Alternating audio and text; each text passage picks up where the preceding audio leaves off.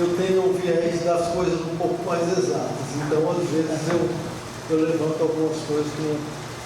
E eu tenho dificuldade de fazer elegias, eu tenho dificuldade de fazer outras. Então, é uma coisa que me parece interessante, gosto de escutar, mas não faz muito parte da minha formação. Eu lembro que Fátima Quintas, quando começou esse ano, ela disse que esse ano seria dedicado a Gilberto Freire. E, por uma série de circunstâncias, ele foi mudando e agora a gente está começando o ano, me parece. Então, essa me parece que seria a palestra inicial ou a data inicial para aquilo que você tinha planejado. Eu não acho que ninguém pode questionar a genialidade da literatura de Gilberto Freire, do que ele produziu, mas eu me lembro de uma conversa com ele aqui nessa sala,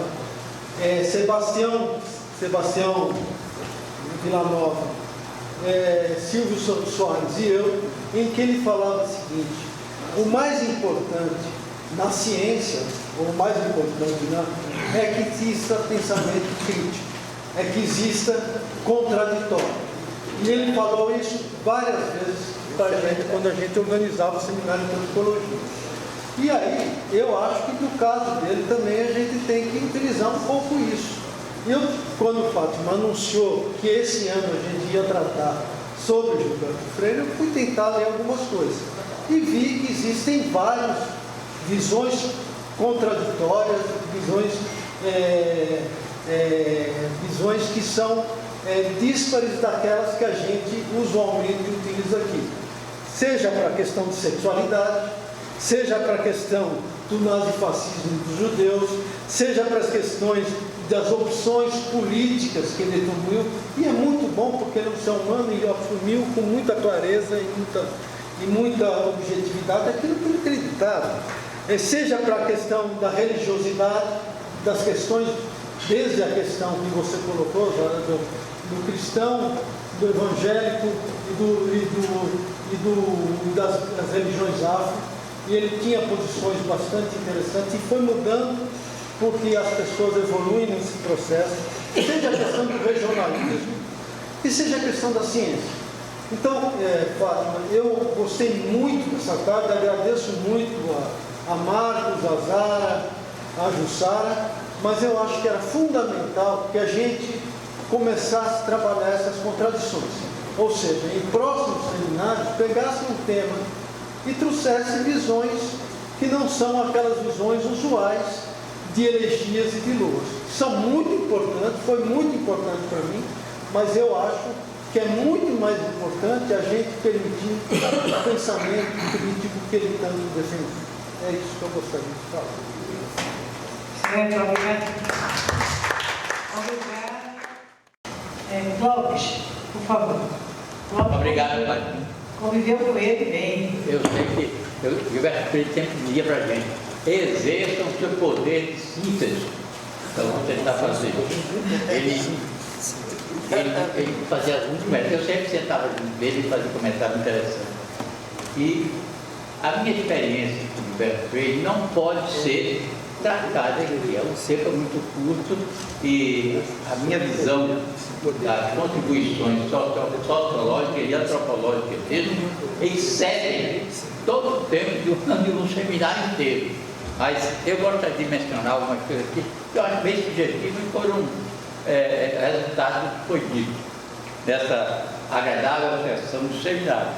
Primeira coisa, aqui não, lá na sala Carlos Pena Filho, nós tivemos uma palestra do seminário de Raquel Queiroz.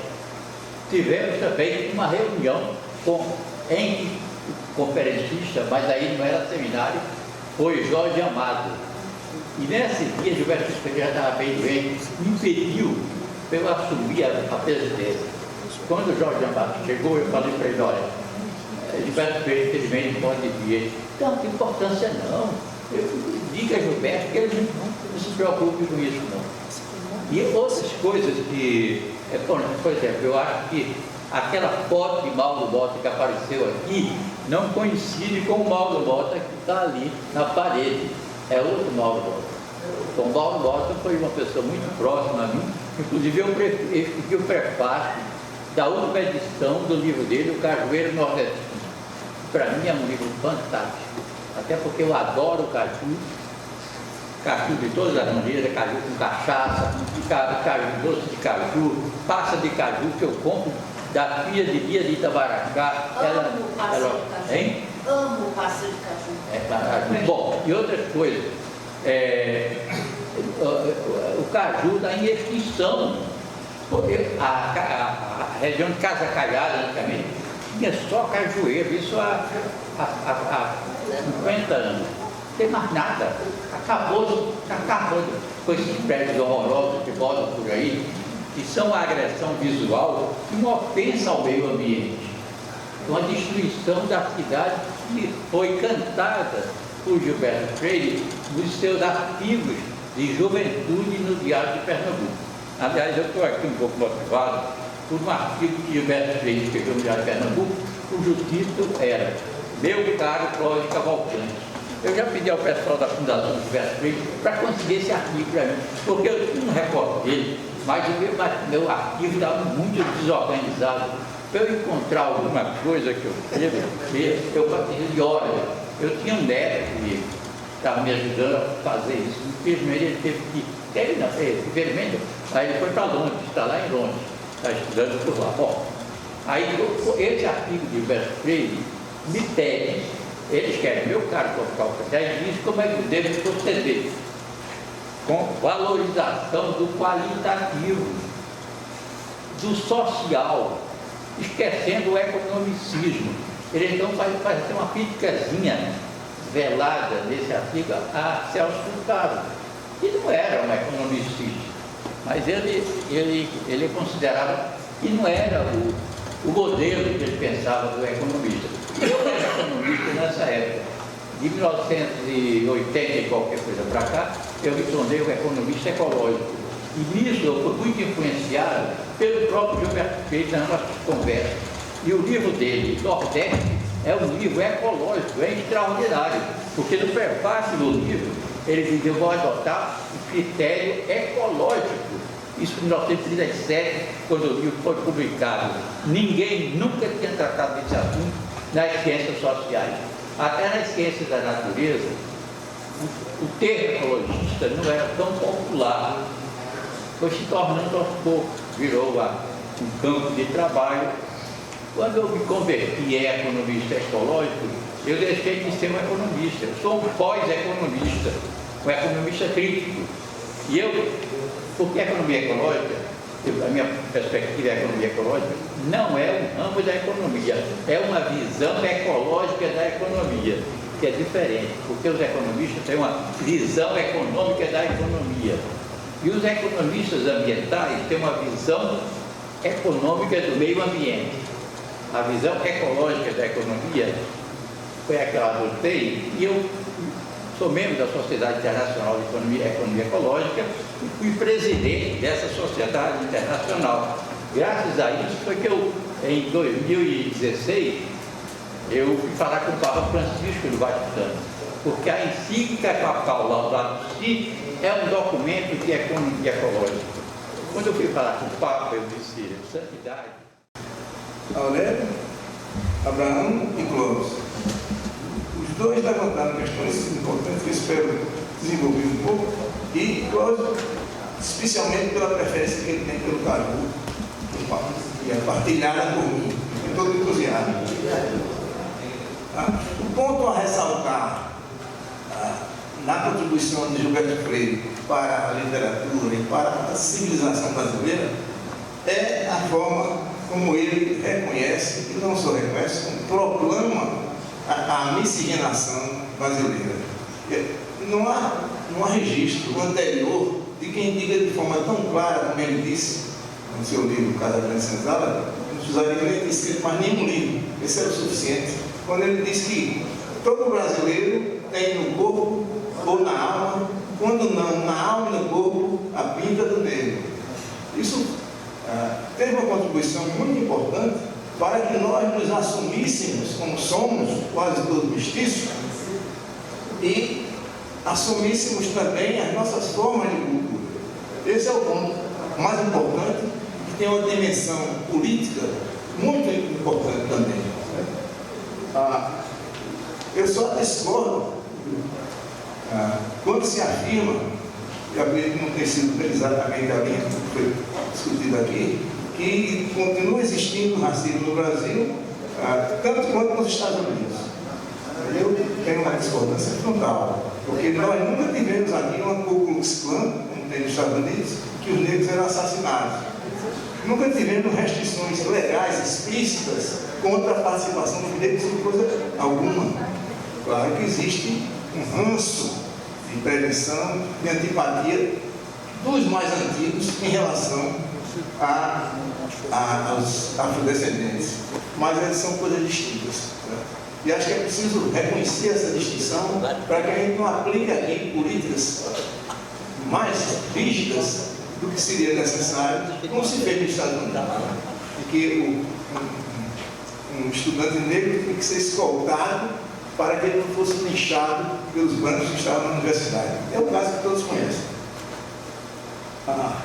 Eu ouvi aqui no São Francisco que assisti uma fala do Dr. Gilberto Freire, dizendo que este seminário tinha como seu principal valor a diversidade de opiniões. E se alguém, palavra dele, aqui usasse a palavra para criticar e dizer que o seminário não tinha importância, não valia nada, ele seria ouvido com a mesma atenção. Então, essa é a questão. Eu acho que nós temos que passar para uma fase crítica. E aqui eu me lembro de uma frase do pensador Karl Popper, que a razão crítica é a única alternativa válida para a violência. Então, e a partir daí, eu levantaria um ponto que permanece mais ou menos obscuro e não foi abordado por nenhum dos palestrantes.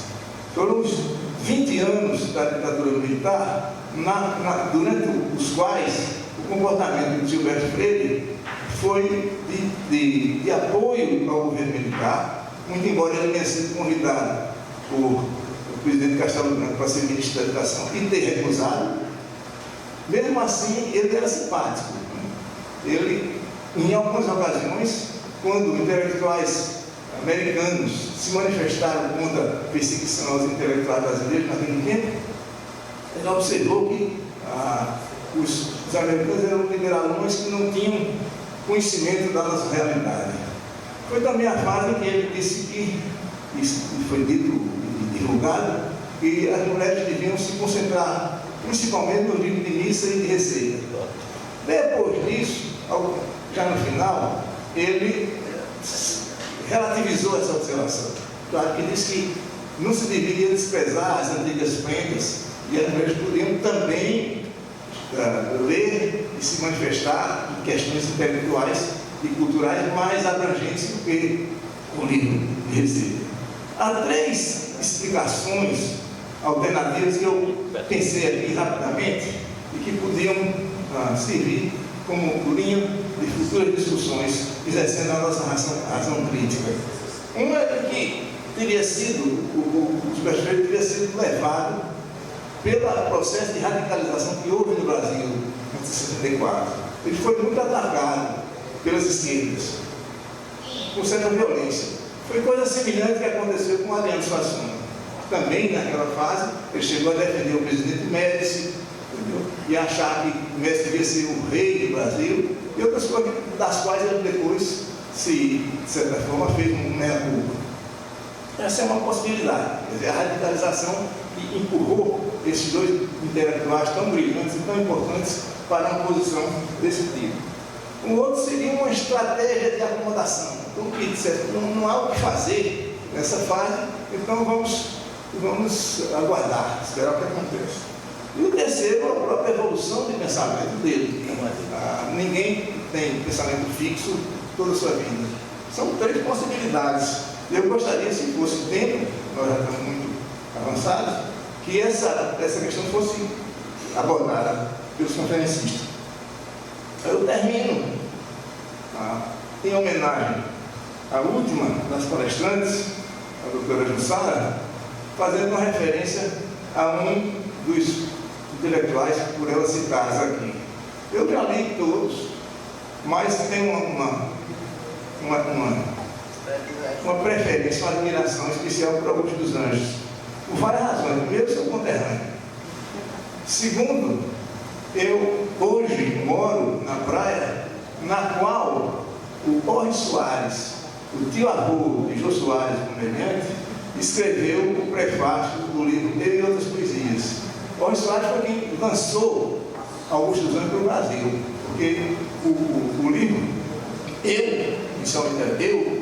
foi impresso e divulgado pelo próprio Augusto dos Anjos no seu tempo de morada no Rio, e não teve repercussão nenhuma, teve até críticas negativas. Críticas negativas formais, achar que a metrificação dos versos dele não era perfeita, essa coisa que hoje não tem importância nenhuma, entendeu? Mas eu cheguei a ler um texto sobre isso. E ele então juntou as outras, porque Augusto morreu muito cedo, com uma pneumonia lá em Minas Gerais, juntou e escreveu Eu e Outras Poesias e fez o texto de apresentação. A partir daí é que o Brasil passou a conhecer Augusto dos Anjos. Eu sei de cor, e sem nenhum esforço da minha parte, uma dúzia de sonetos de Augusto dos Anjos. Eu quero terminar a minha fala cumprimentando a nossa conferencista e dizendo 2 sonetos de Augusto dos Anjos. Um deles muito preferido por Ariano Suassuna. Um é Vandalismo. Meu coração tem catedrais imensas, templos de priscas e longínquas datas, onde o nome de amor em serenatas canta a aleluia virginal das crenças. Na algiva fúlgida e nas colunatas vertem vitrais e radiações intensas, cintilações de lâmpadas suspensas e as ametistas e os florões e as pratas. Como os velhos templários medievais, entrei um dia nessas catedrais e nesses templos claros e risonhos, e erguendo os gládios e bandindo as astas, no desespero dos iconoclastas, quebrei a imagem das proporções. E o outro é mais filosófico, mais científico, que é o título é O Deus Verme, fator universal do transformismo, filho da teleológica matéria, na superabundância ou na miséria. Verme é o seu nome obscuro de batismo. Jamais emprega o acérrimo exorcismo em sua diária ocupação funérea, e vive em contubérnio com a bactéria, vive das roupas do antropomorfismo. Almoça a podridão das duplas águas, janta hidrópicos, rói vísceras magras e dos destinos novos em xamã. É para ele que a carne podre fica, e no inventário da matéria rica cabe aos seus filhos a melhor porção. Obrigado.